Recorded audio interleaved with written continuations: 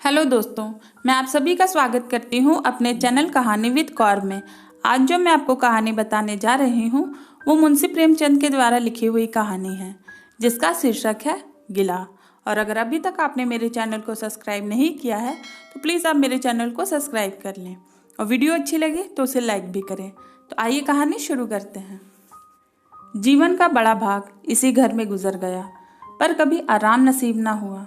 मेरे पति संसार की दृष्टि में बड़े सज्जन, बड़े शिष्ट, बड़े उदार, बड़े सभ्य होंगे, लेकिन जिस पर गुजरती है वही जानता है।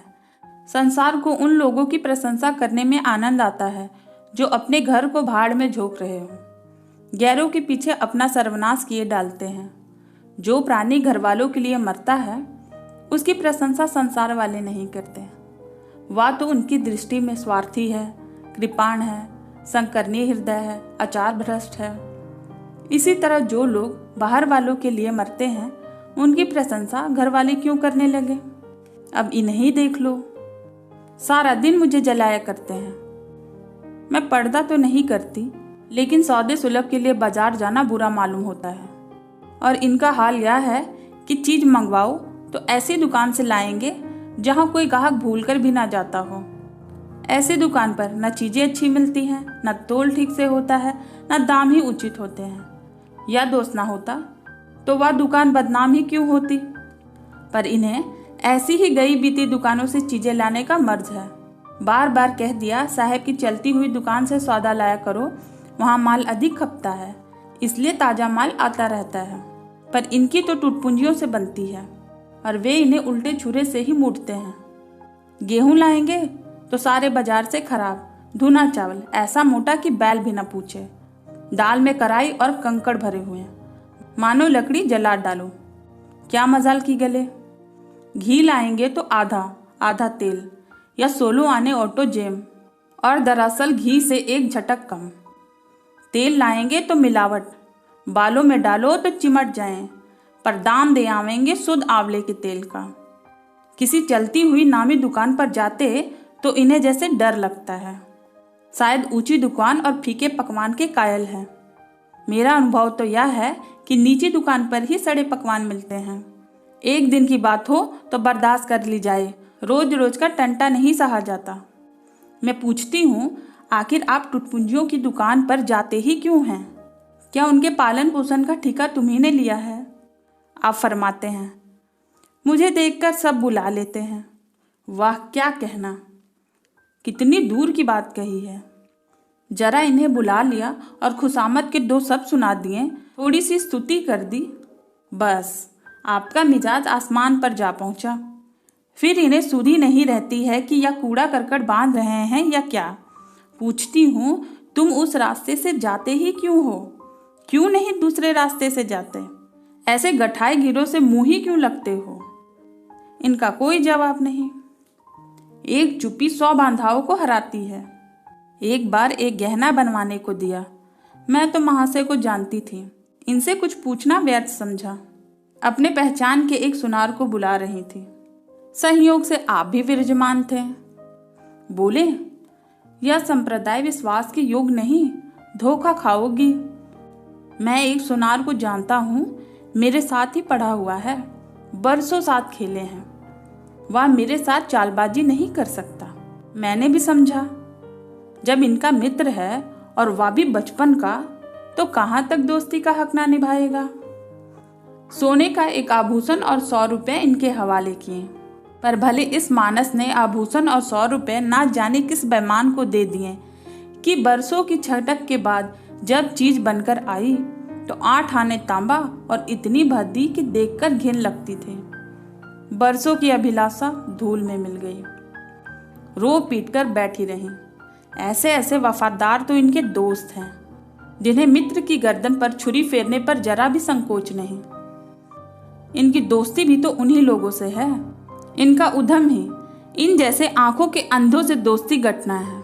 नित्य ही एक ना एक महाशय उधार मांगने के लिए सिर पर सवार रहते हैं और बिना लिए गला नहीं छोड़ते। मगर ऐसा कभी नहीं हुआ कि किसी ने रुपए चुकाए हों।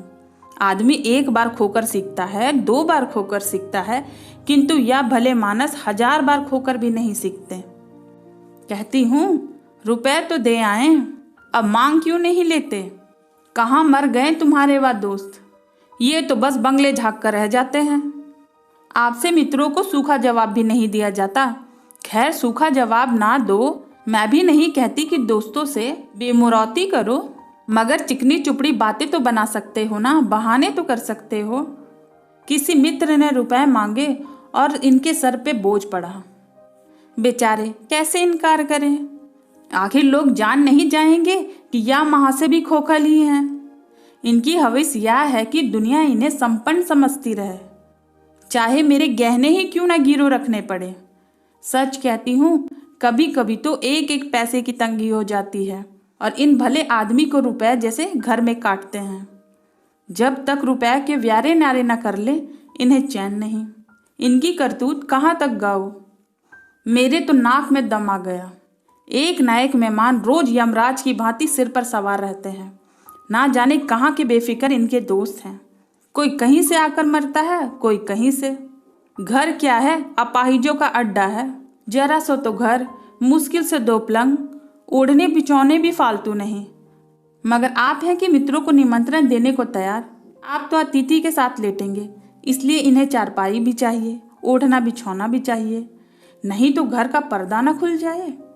जाता तो मेरे बच्चों के सिर। गर्मियों में तो खैर कोई मुजायक नहीं, लेकिन जाड़ों में तो ईश्वर ही याद आते हैं। गर्मियों में भी तो खुली छत पर तो मेहमानों का अधिकार हो जाता है। अब मैं बच्चों को लिए पिंजरे में पड़ी फड़फड़ाया करूं। इन्हें इतनी भी समझ नहीं कि जब घर की दशा यह है तो क्यों ऐसे मेहमानों को बनाएं, जिनके पास कपड़े लत्ते तक नहीं। ईश्वर की दया से इनके सभी मित्र इसी श्रेणी के हैं। एक भी ऐसा माई का लाल नहीं जो समय पड़ने पर ढेले से भी इनकी मदद कर सके। 1-2 बार महाशय को इनका अनुभव अत्यंत कटु अनुभव हो चुका है, मगर इस जड़ भरत ने जैसे आंखें ना खोलने की कसम खा ली है। ऐसे ही दरिद्र भ्रष्टाचारों से इनकी पटती है।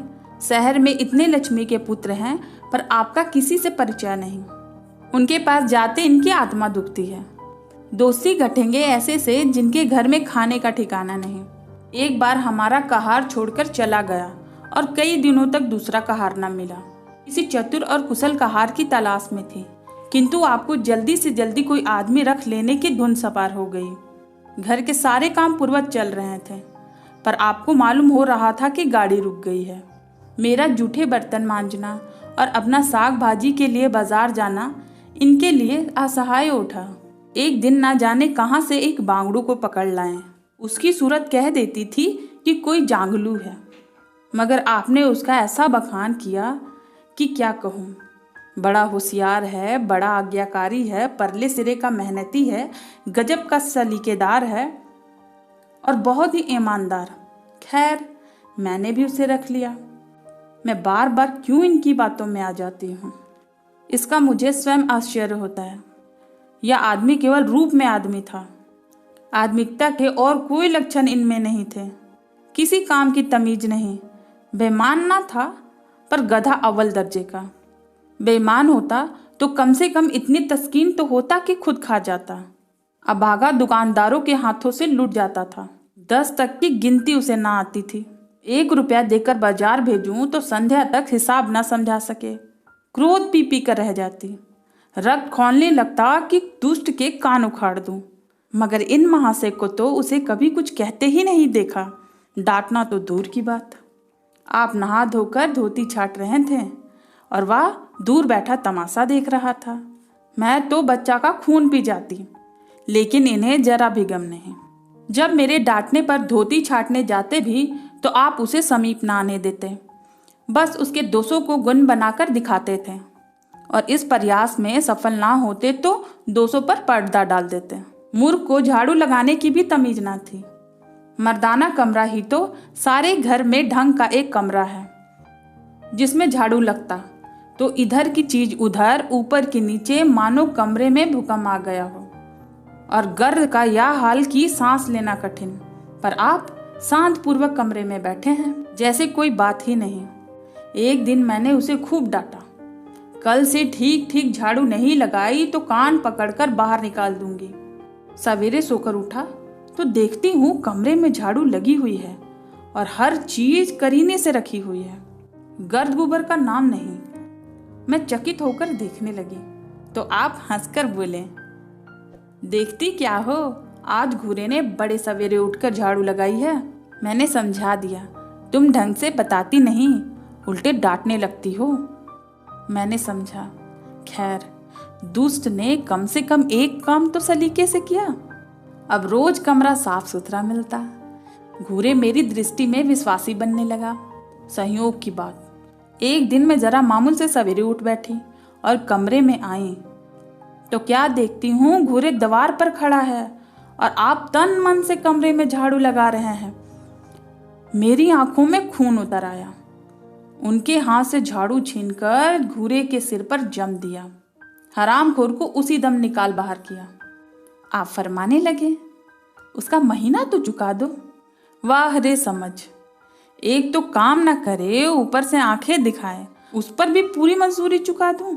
मैंने एक कौड़ी भी ना दी। एक कुर्ता दिया था, वह भी छीन लिया। इस पर जड़त भरत महाशय मुझसे कई दिनों रूठे रहे। घर छोड़कर भागते जाते थे, बड़ी मुश्किलों से रुके। ऐसे ऐसे भोंदू भी संसार में पड़े हुए हैं। मैं ना होती तो शायद अब तक इन्हें किसी ने बाजार में बेच दिया होता। एक दिन मेहतर ने उतारे कपड़ों का सवाल किया। इस बेकारी के जमाने में फालतू कपड़े तो शायद पुलिस वालों या रईसों के घर में हो, मेरे घर में तो जरूरी कपड़े भी काफी नहीं। आपका वस्त्रालय एक बक्ची में आ गया जो डाक के पार्सल से कहीं भी भेजा जा सकता है। फिर इस साल जाड़ों के कपड़े बनवाने की नौबत ना आई। पैसे नजर नहीं आते, कपड़े कहाँ से बने। मैंने मेहतर को साफ जवाब दे दिया। कड़ाके का जाड़ा पड़ रहा था, इसका अनुभव मुझे कम ना था।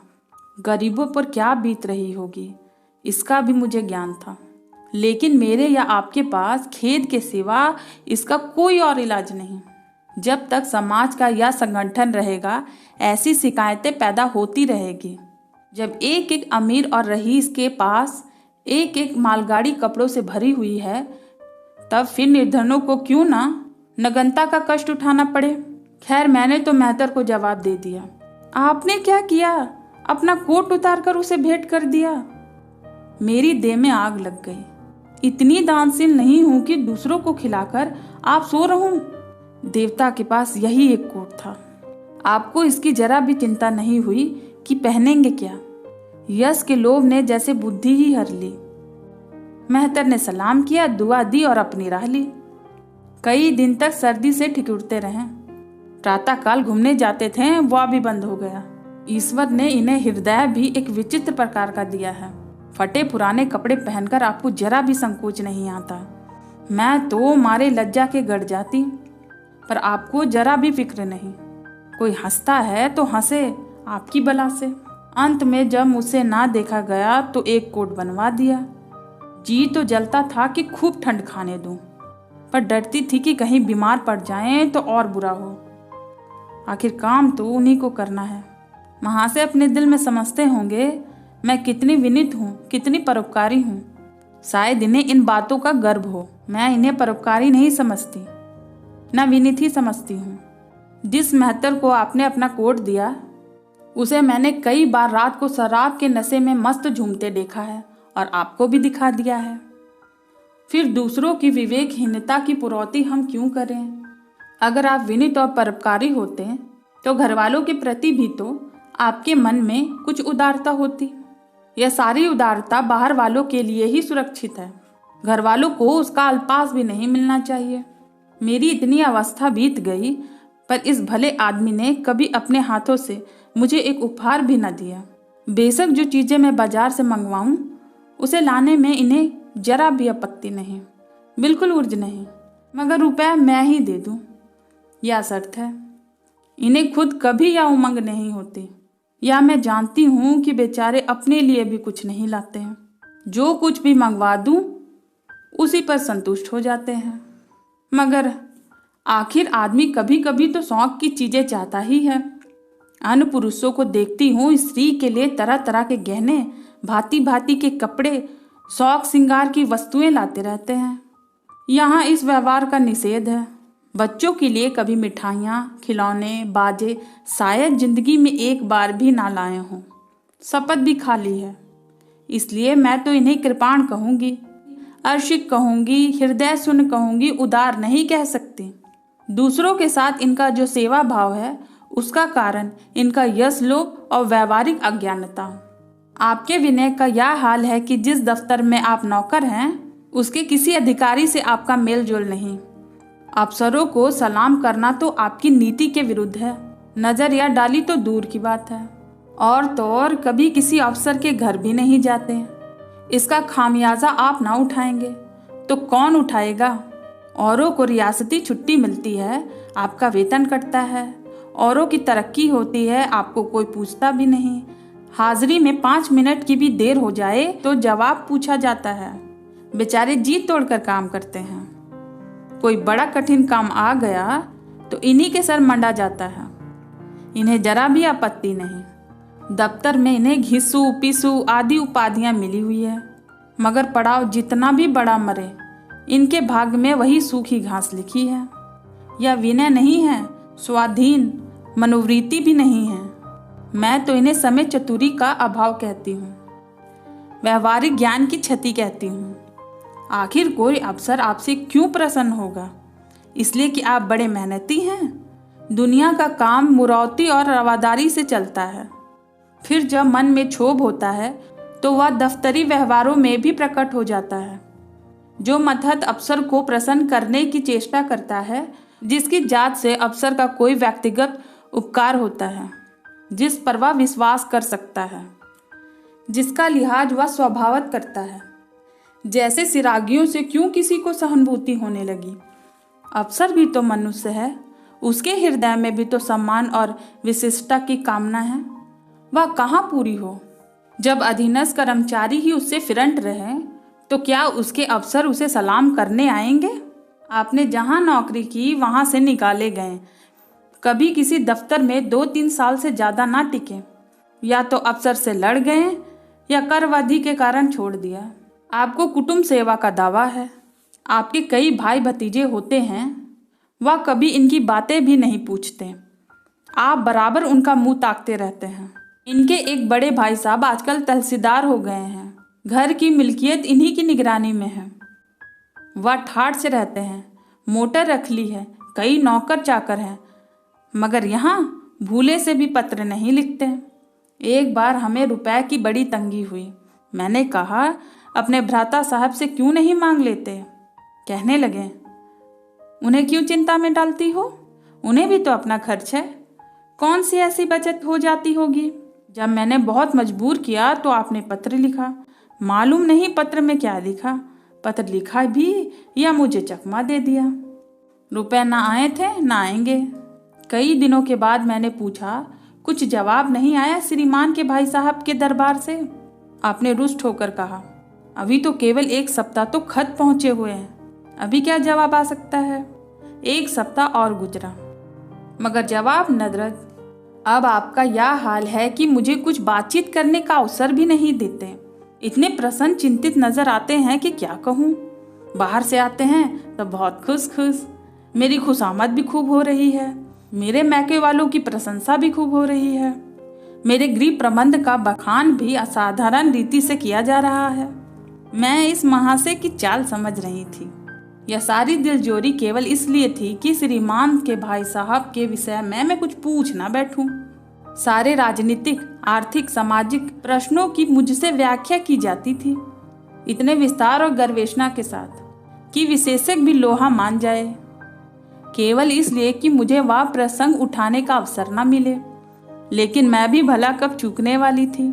जब पूरे 2 सप्ताह गुजर गए और बीमे के रुपए भेजने की मिति मौत की तरह सिर पर सवार हो गई तो मैंने पूछा, क्या हुआ? तुम्हारे भाई साहब ने श्री मुख से कुछ फरमाया या अभी तक पत्र पहुंचा ही नहीं?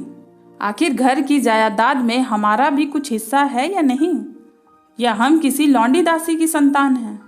500 रुपये साल का नाफा तो 10 साल पहले था, अब तो 1000 से कम ना होगा। पर हमें कभी एक कानी कौड़ी भी नहीं मिली। मोटे हिसाब से हमें 2000 मिलने चाहिए। 2000 ना हो, 1000 हो, 500 हो, 250 हो, कुछ ना हो तो बीमा के प्रीमियम भर के ही तो हूँ। तहसीलदार की आमदनी हमारी आमदनी से दुगनी है, रिश्वत भी लेते हैं, तो फिर हमारे रुपए क्यों नहीं देते? आप हे हाँ हाँ करने लगे। कहने लगे, वाह बेचारा घर की मरम्मत कराते हैं, बंधु बांधकों का स्वागत सत्कार करते हैं, नातेदारियों को भेंट भाट भेजते हैं, और कहाँ से लावें जो हमारे पास भेजें? वारी बुद्धि। मानव जायदाद इसलिए होती है कि उसकी कमाई उसी में खर्च हो जाए।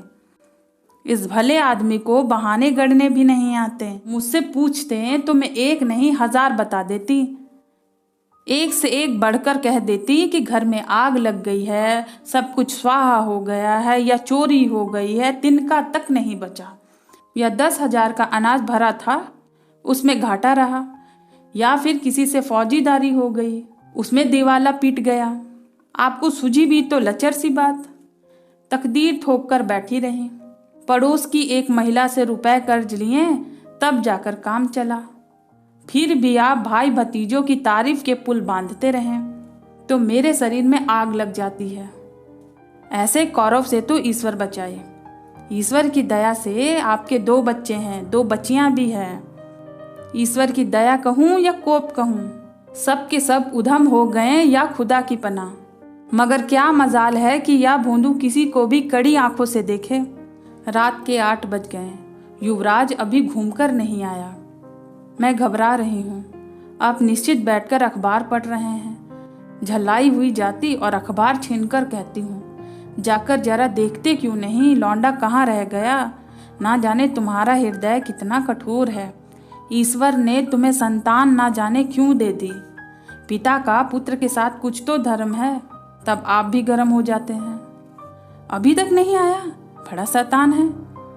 आज बच्चा आते ही तो कान उखाड़ लेता हूँ, मारे हंटर के खाल उधेड़ कर रख दूंगा। यूं बिगड़कर तैस के साथ आप उसे खोजने निकलते हैं।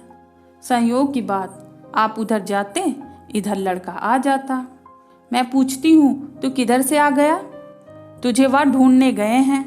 देखना आज कैसी मरम्मत होती है, या आदत ही छूट जाएगी। दांत पीस रहे थे, आते होंगे, छड़ी भी उनके हाथों में है। तुम इतने मन के हो गए हो कि बात नहीं सुनते। आज आटे दाल का भाव मालूम होगा।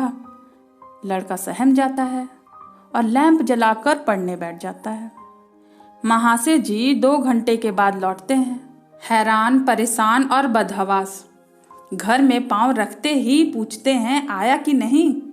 मैं उनका क्रोध उत्तेजित करने के विचार से कहती हूँ, आकर बैठा तो है, जाकर पूछते क्यों नहीं? पूछकर हार गई। कहाँ गया था? कुछ बोलता ही नहीं। आप गरज कर कहते हैं, मन्नू यहाँ आओ। लड़का थरथराकर कांपता हुआ आकर आंगन में खड़ा हो जाता। दोनों बच्चियां घर में छिप जाती हैं कि कोई बड़ा भयंकर कांड होने वाला है। छोटा बच्चा खिड़की से चूहे की तरह झांकता रहा। आप क्रोध से बौखलाए हुए हैं, हाथ में छड़ी है। मैं भी वह क्रोधोमंद आकृति देखकर पछताने लगती हूँ कि कहाँ से इनसे शिकायत कर दी। आप लड़के के पास जाते हैं, मगर छड़ी जमाने के बदले आहिस्ता से उसके कंधे पर हाथ रखकर बनावटी क्रोध से कहते हैं, तुम कहाँ गए थे जी? मना किया था ना, मानते क्यों नहीं? खबरदार, जो अब कभी इतनी देर होगी। आदमी शाम को घर चला आता है या मटर गश्ती करता है? मैं समझ रही थी कि यह भूमिका है, विषय अभी आएगा। भूमिका तो बुरी नहीं, लेकिन यहाँ तो भूमिका पर इति हो जाती है। बस आपका क्रोध शांत हो गया, बिल्कुल जैसे कवार की घटा घेर घार हुआ, काले बादल आए, गरगराहट हुई और गिरी क्या 4 बूंदे। लड़का अपने कमरे में चला जाता है और शायद खुशी से नाचने लगता है। मैं पराभूत होकर कहती हूँ, तुम तो जैसे डर गए। भला 2-4 चमाटे तो लगाए होते, इसी तरह तो लड़के शेर हो जाते हैं। आप फरमाते हैं, तुमने सुना नहीं मैंने कितनी जोर से डांटा? बच्चे की तो जान ही निकल गई होगी। देख लेना जो फिर कभी देर से आएगा। तुमने डांटा तो नहीं? हाँ, आंसू जरूर पोंछ दिए। तुमने मेरी डांट सुनी नहीं? क्या कहना है आपकी डांट का? लोगों के कान बहरे हो गए। लाओ तुम्हारा गला सहला दूं। आपने एक नया सिद्धांत निकाला है कि दंड देने से लड़के खराब हो जाते हैं। आपके विचारों से लड़कों को आज़ाद रहना चाहिए, उन पर किसी तरह का बंधक, शासक या दबाव ना होना चाहिए। आपके मत से शासन बालकों के मानसिक विकास में बाधक होता है।